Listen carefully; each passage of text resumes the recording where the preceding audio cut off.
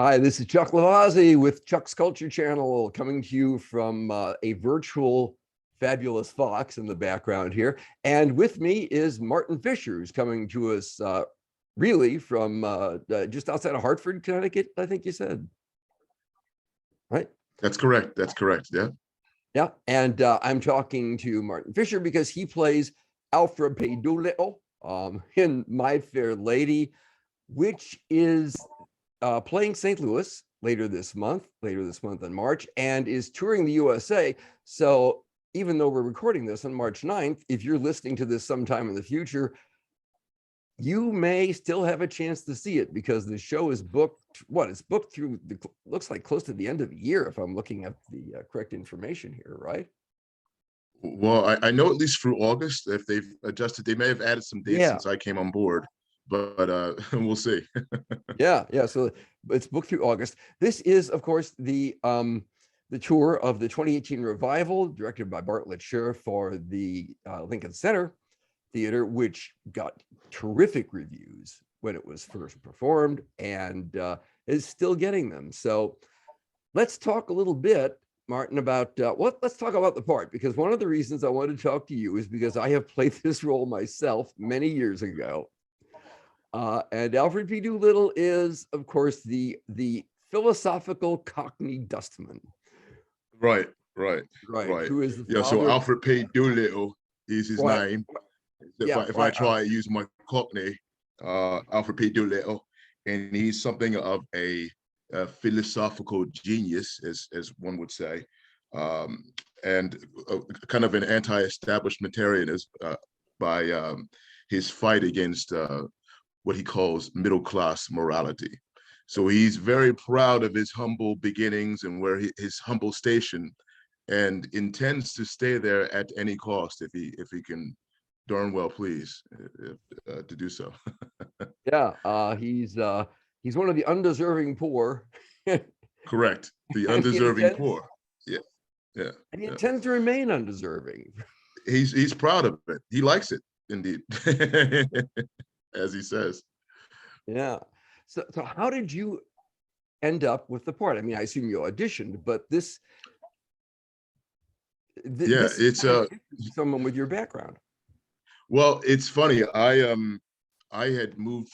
I studied opera for many years and performed many places as an opera singer from up until about 5 years ago, and then I decided I wanted to focus mostly on acting, just straight acting. So focused mostly on film and television with some theater to fill out my roles and to learn the process. And occasionally I would get an audition for musical theater but I wouldn't really focus on them so much because the opera voice, so there has been a kind of a movement away from quote unquote a legit sound in musical theater of late. So you'll see a lot of the audition breakdowns for musical theaters that are typically they're looking for a rock or a pop sound. Yeah. At least that's what it was at the time 5 years ago. There might be, So I decided I was just going to focus on film and television for the most part. And then this popped along, and it was from Telsey Casting, which is really one of the premier casting agencies in the United States. And I absolutely would jump at the chance to audition for anything that they were offering. Oh, okay. I sent in a tape of the audition, and told I was in the running by that Tuesday. I sent it on Saturday, told I was in the running on Tuesday, and signed contract on Thursday.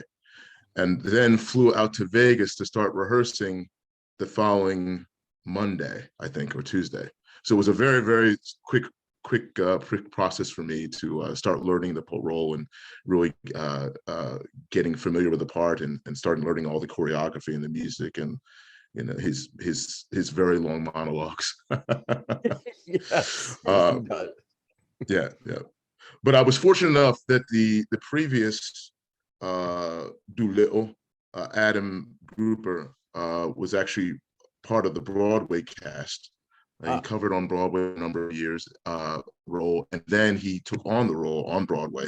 So I got a good chance to work with him and shadow him, and he was super helpful in speeding up the process and letting me learn from underneath his belt and get a lot of his experiences down. So I'm grateful for him. Yeah. You mentioned the choreography, and of course we were talking before I hit the record button about how Stanley Holloway kind of casts a long shadow over this because as many of you watching this will know, he was the original Alfred P. Doolittle, and of course Holloway was an old British music hall star.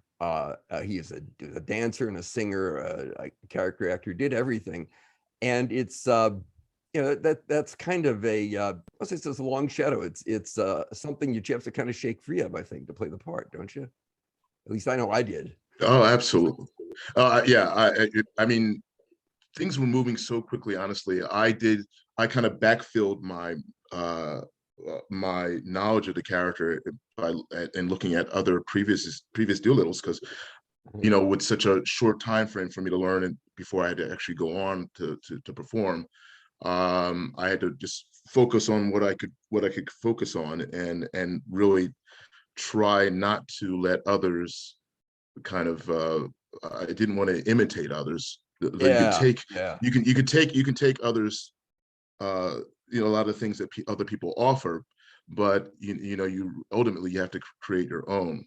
Right. I think it's more helpful now that I've kind of come to a certain place with the character myself to fill in all the knowledge of the previous Doolittles without fear of outdoing myself or over influencing and trying to emulate what they're capable of, because everybody has a different skill set, and the dancing skill set that some of the others ones don't have is certainly not a part of my training and background as much, but I do all right. I know it wasn't in mine either when I did the part. So now, since you have a substantial legitimate opera and concert background, I mean, are there vocal adjustments you have to make going from that world to this? Yeah, very much so, because the opera world is an unmiked world. It's very, very extraordinarily rarely that I'm not singing when I'm singing with a mic, and here everything is mic'd. So I have to take the gas pedal off a lot. And that was the thing that I had to realize primarily, is just taking the gas pedal off a little bit, and knowing that even the soft whispers are being heard, and trusting the audio technicians who are world-class pros at what they do, that they'll make sure that I'm heard, and just trust that. Because usually when you're singing a 3,000 seat house with opera, you just you're just letting them have it. Yeah, for sure. So that was the biggest adjustment, honestly. Yeah. Well, this is it's an interesting part, though, because philosophically, he's kind of you touched on this a bit, but he's kind of an oddball character, because the concept, well, it's the whole concept of the undeserving poor, right, which is kind of a bizarre concept anyway. Sure. That's the sort of thing that Shaw was playing with in the original text. And Doolittle doesn't buy into this whole Victorian and I guess still contemporary concept of, well, you have to deserve help if you're poor, right? He doesn't buy that. Right. It's amazing how these issues that were 110, 115 years ago are still omnipresent, and I don't know if I don't know that it's a part of just the human condition, or just unique to the politics or the body politic of America itself. But it's certainly it's amazing to me how much it hits homes, especially people coming from the pandemic, and everything that everyone's been through in the last 2 years, and still these concepts of who deserves help and who doesn't deserve help still resonate today. It's fascinating. Yeah. And it's a weird concept, because so many of the people who are saying this call themselves Christian, but that's a very anti-Christian concept. I mean, it's like, you don't have to be deserving. Right, right. Yeah, yeah. That's very true. And I'm hoping that once we come through this, that people can really kind of find kindness again. And that's Yeah, that's super important. that would be good. And the world's a very lonely place without it. Now, you mentioned the pandemic, and that reminded me that I guess you were rehearsing this while Omicron was still raging around the place. So how did that affect Sure. the way it was rehearsed?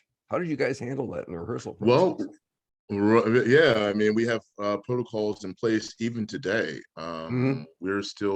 We come on stage unmasked, but backstage we're all masked.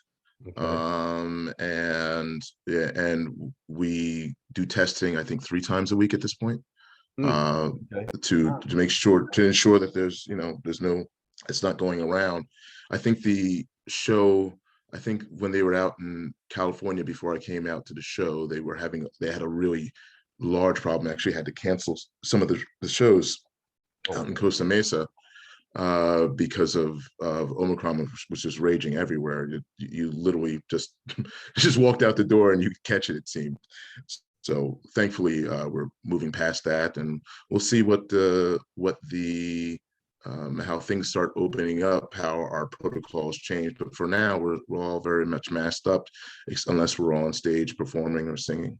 During the rehearsal process, we're pretty much masked up as well, unless we're running a scene, start to finish.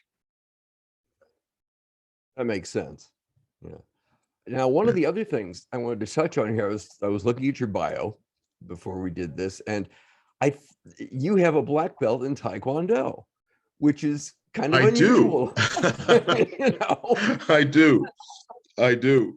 Well, when I first came to, I got it really early on. I was a lot younger, and when I first started moving into film and television because of my background, I was a pole vaulter in high school, stuff like that, Oh, okay. and had some gymnastics. So I actually looked more into the stunt world as a way of finding my way into Okay. film and television acting. A lot of people do that.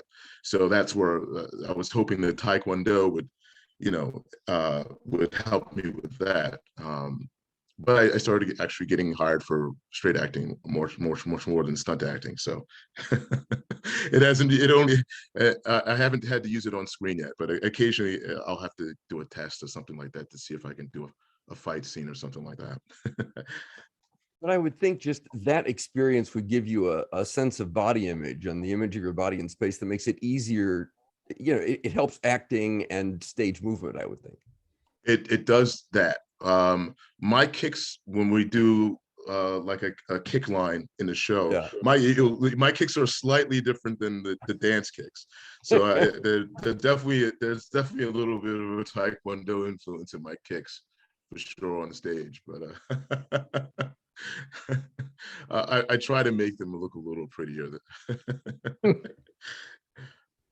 Okay, well, I just want to remind everyone I've been talking here with Martin Fisher, who's playing Alfred P. Doolittle, or Alfred P. Doolittle, Esquire, in My Fair Lady. It's the 2018 production, which is now touring, and which in its original form got huge reviews. It's going to be at the Fox Theater here in St. Louis. Let me get the dates here. I'm looking at another screen. Here in St. Louis, it's going to be at the Fox Theater March 22nd through April 3rd, and then moving on to many other points in the USA. So no matter when you're watching this, check the information, the description on this video, and I will have a link to the website where you can see where My Fair Lady is right now, because My Fair Lady and Martin Fisher may be coming to your town.